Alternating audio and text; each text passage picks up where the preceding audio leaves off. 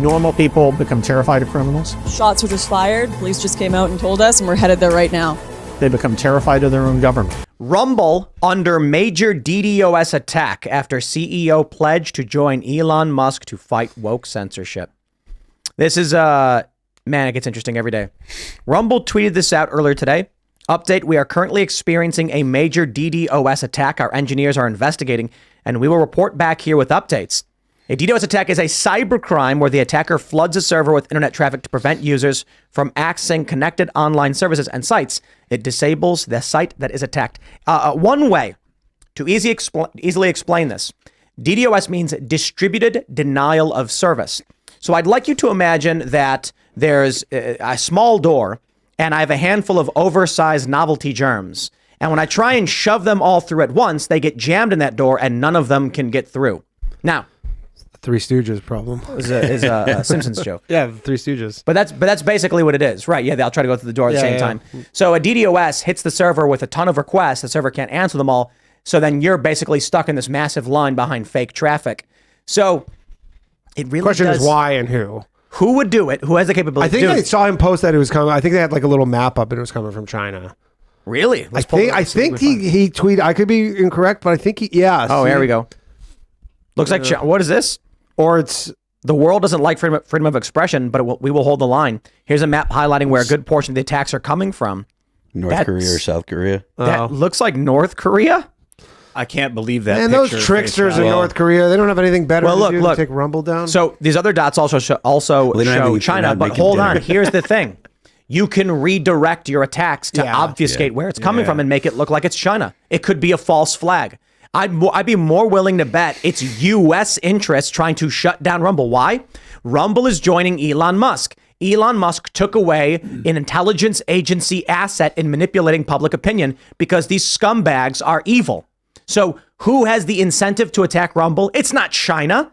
Rumble provides free speech, which is it's disruptive to the deep state. But you also deep state's pissed. You see free Hong Kong on Twitter. So I don't think China's any ally of that network either. They're not a big fan of free speech. Yeah, I imagine Twitter's infrastructure is a lot bigger than Rumble's. I could be wrong, but Rumble too. Yeah. Yeah. I Digital civil war. Yeah, I don't know who would want it to have it out for Rumble specifically. Services restored earlier today. Yeah, it's not surprising. I mean, I imagine people try and go after YouTube too. It's just YouTube's way too big and just that must be just too difficult. No, YouTube does get hit. Yeah, they must. Yeah, they do. It's just the CEO doesn't tweet it out when it happens. No, but people do notice. Yeah. There are often big hits to YouTube, and these things happen. And also, there are direct attacks on individual YouTubers, which slow them up and cause problems for them. It's crazy the level of sophistication you can see in cyber attacks. But if I had to make a guess, I'd lean towards leftist and fascist organizations at behest of the U.S. government would likely be why Rumble's being targeted. But they're losing. So you add in, 2010s, it's all dominated by the deep state, by intelligence agencies and the left. And in the beginning of the 2020s, we start to see that shift now, especially with this last year where Elon Musk, man, I can't believe it's been a year, right? Yeah. Yep. It's been a year since we all cracked open that Louis XIII and cheersed when Elon Musk bought the finally. Remember when everybody the first night and then everybody's like, there's two genders. That's what everybody did. Everybody goes, there's two genders. And then they just waited for it. They go, boys have penises, girls have vaginas. Oh my God. How insane is it that before Elon Musk bought X, previously Twitter, you could get banned for saying women are not men. Yeah. Dude, it was... Like you'd go to sleep being like, I don't know if I'm going to wake up with a Twitter account in the morning. Who was it? Was it Megan Murphy is her name? Right? Megan Murphy, yeah, she was on my Low Value Mail last week, actually. She got banned because she tweeted, men are not women, Yeah, though. for 4 years she was gone. That's nuts. Insane. Yeah. Yeah, and that's the real reason that, not that Media Matters in particular is the organization that has the has the impulse that to do this, but they're still protecting a narrative which is the left's overarching narrative, which obviously it's politically correct, and it aligns with what the federal government and powers that be want people to think. Like there is definitely a a politically correct narrative that they're trying to control, the ability to discuss. This is I mean, to call it Orwellian is it's almost obviously Orwellian, and it's using the word so much, or we've used the word so much in the past 2 years that it's lost meaning. But this stuff really does matter. Like, it's a big deal that you can say there are only two genders and not get punished for that. Yeah. Like, it should never have been a thing. There should have been massive outrage nationwide, but because of the way that the censorship has been instituted, there was never a time where people were like, okay, we really have to band together and say something. And Musk kind of was the guy that, said, this is the last straw. You can't kick the Babylon Bee off for making jokes, and thank goodness he did. I mean, people do get kicked off of places for making jokes still, just not X, but. Well, you got. I just got kicked off of. Well, I mean, I got demonetized on YouTube like for life for a podcast clip on my first strike ever. I got, and then I got kicked off of Instagram. Nip it in the bud. Yeah. This is what they're looking out for. Yeah. Big tech platforms know that going after Steven Crowder is hard. Not only is he massive in terms of his audience, he also has massive resources from this, which provide him great legal defense. Now, you, on the other hand, they're probably thinking, look, if this guy gets big and gets several million followers and starts making millions of dollars, we're not going to be able to stop him. Yeah. Stop him now before he can get big. This is what they're doing. I'm going to be Rappaport. They're just going to have to put a thing on my That's right. label on me. Rappaport. Pig dick Instagram. Slob dick. That's what he said, dude. But this is the game they're playing. And so when all these leftists are like, cancel culture is not real, blah, blah, blah, I'm like, most of the people who get banned are small accounts. Regular working class dude opens a Twitter account, has a couple hundred followers, tweets MAGA, they ban him. Yeah. Yep. And this guy has no one to tell. Zero recourse. Yeah, you have, like, all you can tell is his friend at work being like, crazy out here, I'm on my 8th Twitter account or whatever, and you just go, yeah. Man, the nasty thing about censorship is when you don't know what's happening. Like the Soviet Union, I wonder what would have been like to live in 1954 Soviet Union, like how horrifying. My parents did live in 1954 Soviet Union. It sucked. Were they like just not able to talk about? Yeah, it's like everybody's a spy. Like literally the whole thing is that everybody is like my grandmother. I used to do a joke about this. My grandmother, in probably right around 1954, because it was right after the war, she was living in like, I think Moscow or something, in some apartment building, and she got a knock on her door from her neighbor, this woman, and this woman's like, hey, have you seen my husband? Like, I haven't seen my husband in a few days. Have you seen him? And my grandmother's like, no, haven't seen him. Nobody hears from him for 3 years, okay? Until a letter arrives from the husband to the wife. And what happened is he explained, he goes, he was in the lobby of the building. And like you live in an apartment building, you're like, your neighbors, you make a small talk, and he goes to one of his neighbors, he goes, hey, you want to like hear a joke?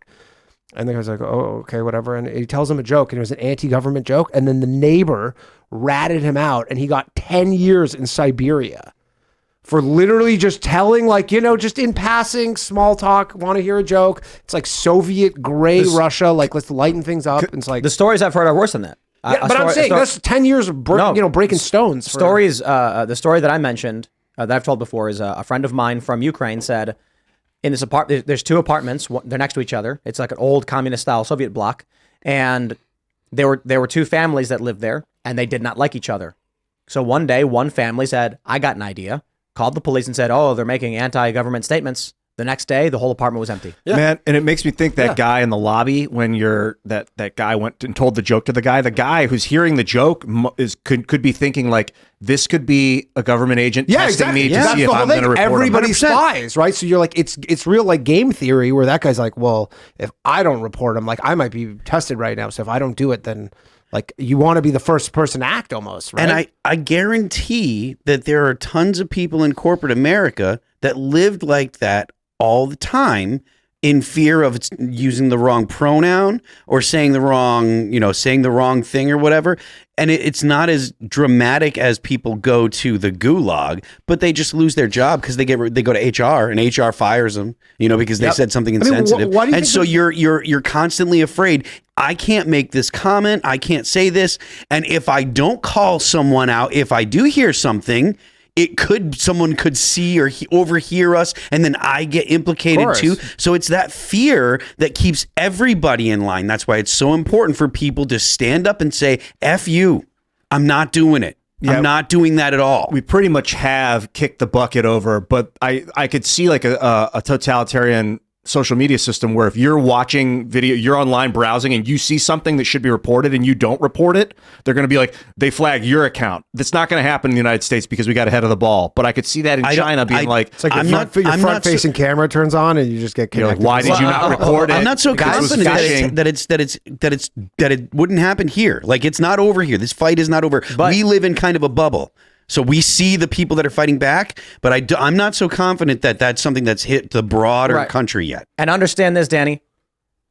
They're already turning your front-facing camera on and taking pictures. Oh, for sure. So a couple of years ago, there's a phone. I forgot what it's called, the McLaren phone or whatever. And the front-facing camera is mechanical. When you turn it on to take a picture, it goes and slides out.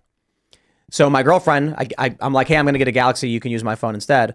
And then she's browsing a website when all of a sudden the camera comes up and then goes right down. Really? What that means is on a regular day-to-day basis, your front-facing camera is probably taking pictures of you. Oh, for sure. So everybody out there, I know what you're doing on those websites. They're probably taking pictures of you. No joke. Oh, those are not flattering photos. Those facial expressions. Not flattering photos. I mean, and who knows? Clip that picture. Yeah. But with the cancel culture stuff, like, I mean, like, this is, more my industry, but like, there's no comedy shows or movies anymore. Like, when was the last, like, can you name a comedy TV show right now? New York City right now has the biggest promotion, every bus and every taxi cab right now for Big Bang Theory, a TV show that's not even on anymore. And was never funny to begin with. Regardless of what you even think about that, it's not on right now. Why are they promoting it like it's like the new hit show of, like, I guess maybe The Strike or what, but like it's huge promotion, but like there's no comedy shows anymore. Is it because people aren't taking risks? Yes, because like you can't take, like, nobody wants to take risks because of like basically the essentially like climate. And then, like, who wants to be caught at work laughing at a joke that is like gonna get you fired at work? Like, you can't talk. Like, so New York's already commie. Dude, you're not gonna go to work and talk around the Dude, what was the water. The last big water movie cooler was 2014. But that's why I'm not there. Yeah, the last like huge hit comedy movie was 10 years ago. What was it? I think it was Ted 2. Oh my gosh. And like where it made like really like in the top, like I think it's in the top 50 or something like that. Like, there has not been a blockbuster comedy movie in a full decade. of jokes that'll put you in jail now. Yeah. I'd say TV show wise, Rick and Morty would not get super offensive, but they got rid of Justin Roiland. Well, exactly. I mean, I'll say It's Always Sunny in Philadelphia. South Park. Yeah, they but I'm own saying that show. new ones. Like, any sort of, like, the only things that are still exist are these holdovers from literally like why don't we make a show 15 years ago, like a modern version of Seinfeld called Polishchuk? Mm-hmm. Sure. I don't know if that's the best title, but but it might actually be. I don't know. Yeah, maybe it's so bad that it's good. But sure, it's just the problem is like, in terms of distribution, you can get on YouTube, but then they go, hey, we just gave you a strike. Rumble it is. Yeah, on Rumble, and then we're not far away from being able to do that for sure. Are your comedy shows like somber? Do people get lit up and laugh? No. Stand up is untouched. Like, stand up is obviously, like, if you go watch stand up on like Comedy Central or something, you like, if you go look at like I do live streams on YouTube for my shows. And sometimes when I'm doing a live stream, like Comedy Central, their YouTube page, like, this is how bad it's gotten for them and how badly they destroyed their brand, where they have 11.6 million subscribers on YouTube, and they'll do these stand-up live streams and there'll be 300 people watching.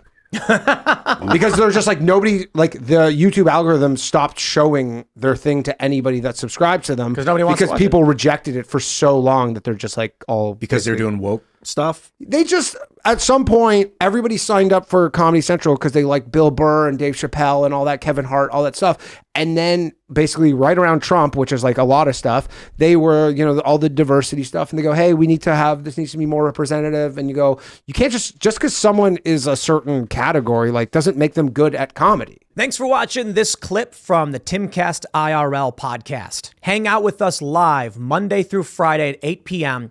and become a member over at timcast.com for uncensored, members-only shows exclusive.